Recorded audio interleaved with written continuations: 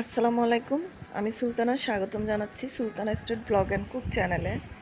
কাছে দূরে দেশ এবং দেশের বাইরে যে যেখান থেকে আমার ভিডিওটি দেখছেন, আশা করছি খুব ভালো আছেন। আলহামদুলিল্লাহ আমরাও ভালো আছি। আল্লাহর অশেষ রহমতে আপনাদের দোয়ায়। আজকে আমি সকাল সকাল আমার বাগান থেকে অনেকগুলো কাঁচা মরিচ আর বোম্বাই মরিচ ছিঁড়ে এনেছি। আচার বানাবো আর রেসিপিটা আপনাদের সাথে শেয়ার করব।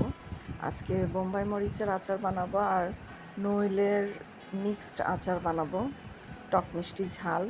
তো দেখতে থাকুন, দেখতে দেখতে একটি সময় ভালো লাগবে। ভালো লাগলে অবশ্যই একটি লাইক দিতে ভুলবেন না।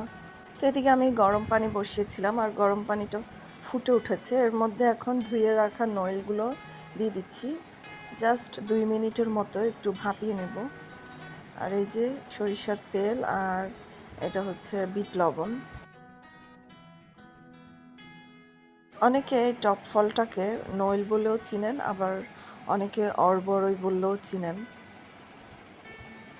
এই যে 2 মিনিটের মতো ভাপ দিয়ে নিয়েছি, ফুটিয়ে নিয়েছি। এখন পানি থেকে ছেঁকে নিচ্ছি, পানিটা ঝরিয়ে নিচ্ছি। আর এদিকে একটা কড়াই বসিয়ে তার মধ্যে পরিমাণ মতো সরিষার তেল দিয়ে দিচ্ছি। দিয়ে কিছু গোটা মশলা দিব, তেজপাতা, জিরা আর শুকনো মরিচ আর 2টো এলাচ দিয়ে 1 মিনিটের মতো ভেজে নিচ্ছি। এরপর এখানে রসুন দিয়ে দিচ্ছি। রসুনগুলো আমি আগে থেকেই খোসা ছাড়িয়ে ধুয়ে পরিষ্কার করে নিয়েছি। এখানে দিয়ে দিলাম 2 মুঠো রসুন। অল্প আচার বানাবো, মিক্সড আচার। নইলের আচার তো অনেকেই অনেকভাবে টকভাবে খেয়েছে, ঝালভাবে, মিষ্টিভাবে, কিন্তু আমি বানাচ্ছি একটু ব্যতিক্রম, মিক্সড নইলের আচার। আর এই কাঁচামরিচ এগুলোও দিব নইলের সাথে। এই যে কাঁচামরিচটাও দিয়ে কিছুক্ষণ ভেজে নিচ্ছি 1 মিনিটের মতো।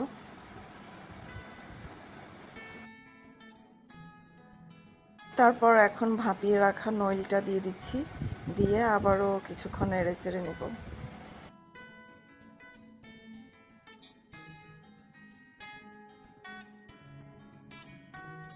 তা এখন দিয়ে দিচ্ছি 1/2 কাপ চিনি। চায়ের কাপে 1/2 কাপ চিনি দিয়েছি। আচারটা আমি টক মিষ্টি ঝাল বানাবো, এতে করে খেতে খুব ভালো লাগবে। আর এটা বিরিয়ানি বা খিচুড়ির সাথেও ভালো লাগবে। মূলত এটা আমি খিচুড়ি আর বিরিয়ানির জন্যই বানাচ্ছি, টক মিষ্টি ঝাল। তো পরিমাণ মতো লবণ দিয়ে দিলাম।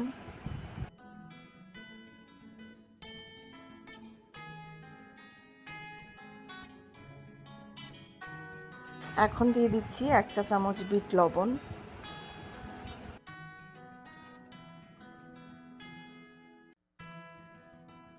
আর দিয়ে দিচ্ছি 5 ফোড়ন গুঁড়ো। এখন 1 চা চামচ দিচ্ছি, নেড়ে চেড়ে কিছুক্ষণ পর আবার 1 চা চামচ দিয়ে দিব।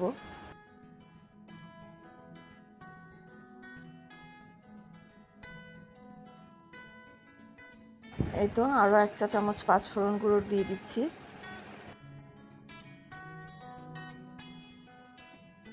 এখন দিয়ে দিচ্ছি আস্ত সরিষা।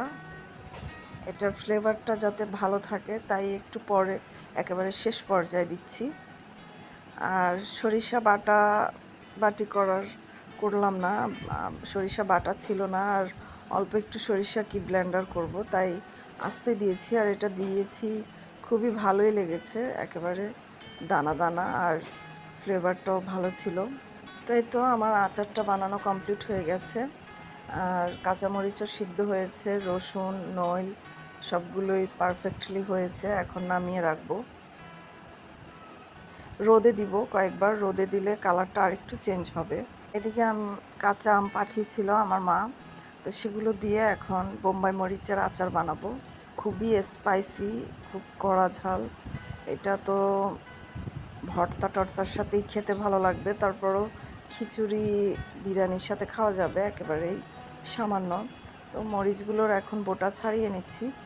আর মরিচগুলো দেখতে এমন মানে ফুলের মতো, একদম গোলাপ ফুলের মতো মনে হচ্ছিল, তাই একটু সামনে থেকে আপনাদেরকে দেখাচ্ছি। দেখুন কতটা সুন্দর হয়েছে বোম্বাই মরিচ, কিছু কিছু পেকে গেছে। তো এদিকে আমি আমগুলো কেটে নিয়েছি এভাবে করে ছোট ছোট।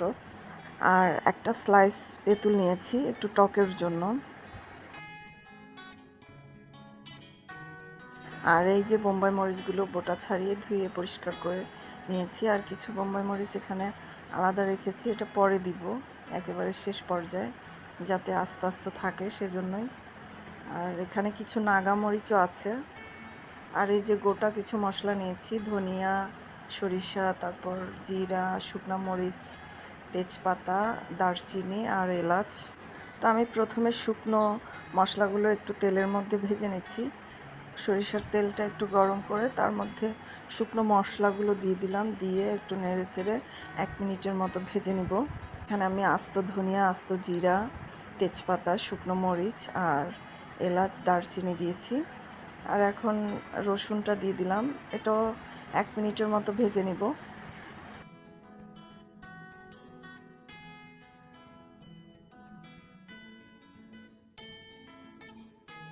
তো এখন আমি মরিচগুলো সরিয়ে রেখে এর মধ্যে কেটে রাখা আম আর তেঁতুলটা দিয়ে দিলাম।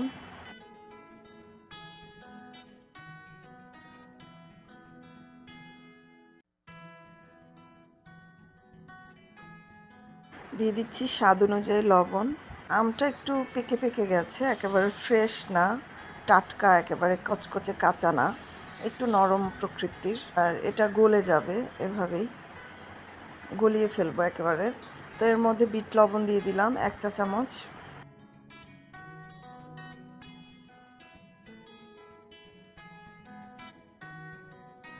দিয়ে দিচ্ছি 5 ফোড়ন গুঁড়ো পরিমাণ মতো।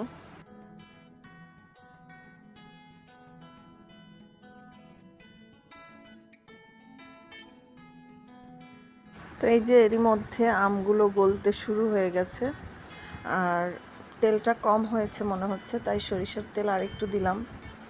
পরবর্তীতে রোদে দেওয়ার আগে আমি আরও সরিষার তেল দিয়ে নিব। একবারে দিলাম না, বাসায় ছিল না সরিষার তেল, যতটুকু ছিল সেগুলো দিয়েই আচারটা তৈরি করছি। পরে দোকান থেকে আনিয়ে একেবারে তেলে ভাসিয়ে দিব। তো এই যে এরই মধ্যে আমি বোম্বাই মরিচগুলো দিয়ে দিলাম, দিয়ে অনবরত নাড়তে থাকবো, কারণ না হয় লেগে যেতে পারে। একটু লবণটা চেক করে নিলাম। আর এখন 1/2 কাপ চিনি দিয়ে দিচ্ছি, চায়ের কাপে 1/2 কাপ। এর মধ্যে কিন্তু আমটা আর তেঁতুলটা সম্পূর্ণ গলে গেছে। এখন ভালোভাবে চিনিটা মিশিয়ে নিচ্ছি। বোম্বাই মরিচটা একদম চুপসে যাওয়া পর্যন্ত এভাবে নেড়ে চেড়ে নাড়তে থাকবো। তো এখন দিয়ে দিচ্ছি আস্ত সরিষা 1 চা চামচ।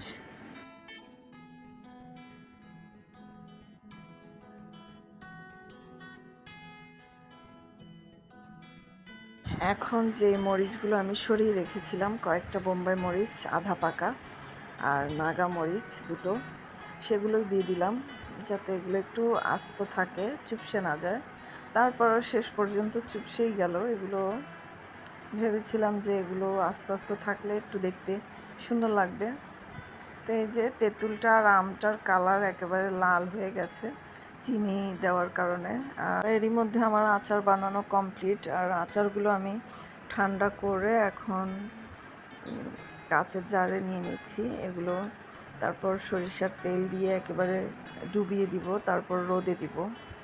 প্রথমে আমি নইলের আচারটা একটা জারে নিয়ে নিচ্ছি। এই যে অনেক টেস্ট হয়েছিল, মিক্সড আচার, রসুন, নইল আর কাঁচামরিচের মিক্সড আচার।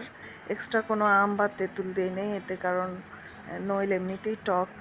এখন তেল আনিয়েছিলাম, আর এই তেল একেবারে ডুবো ডুবো করে দিয়ে দিচ্ছি, দিয়ে আচারগুলো রোদে দিব, আরও কালারটা চেঞ্জ হবে। এখন যে কালারটা তার থেকে আরেকটু চেঞ্জ হবে কয়েকবার রোদে দেওয়ার কারণে। তো এই যে বোম্বাই মরিচের আচারটা, এর মধ্যেও তেল দিয়ে একেবারে ডুবিয়ে দিচ্ছি।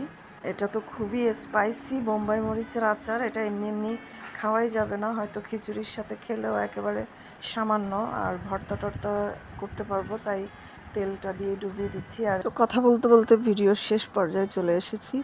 আজকের ভিডিওটি এখানেই শেষ করছি। সবাই ভালো থাকবেন, ভালো লাগলে অবশ্যই একটি লাইক দিতে ভুলবেন না। আল্লাহ হাফেজ, আসসালামু আলাইকুম।